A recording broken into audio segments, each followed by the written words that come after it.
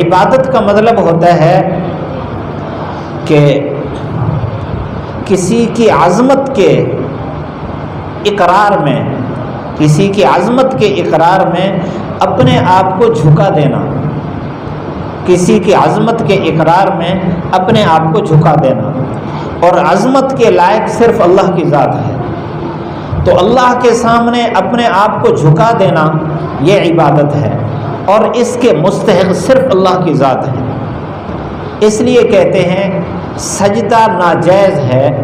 اگر کوئی آدمی اللہ کے علاوہ کسی اور کو سجدہ کرے تو وہ شرک ہے۔ شرک کیوں ہے؟ اس لیے کہ عبادت اللہ کے لیے خاص ہے، اور یہ اللہ کے علاوہ کسی اور کی عظمت کے سامنے جھک رہا ہے، عظمت کا اقرار کر کے جھک رہا ہے، اور یہ حق صرف اللہ کا ہے، کسی اور کا حق نہیں ہے۔ آپ صلی اللہ علیہ وسلم کے سامنے تذکرہ ہوا، ایک صحابی نے عرض کیا اللہ کے رسول میں فلاں بادشاہ کے پاس گیا تو لوگ اس کی تعظیم میں سجدہ کرتے تھے، اور عزت عظمت تو آپ کی ہے، آپ زیادہ لائق ہیں، ہماری خواہش ہے کہ ہم بھی آپ کو عظمت کا سجدہ کریں۔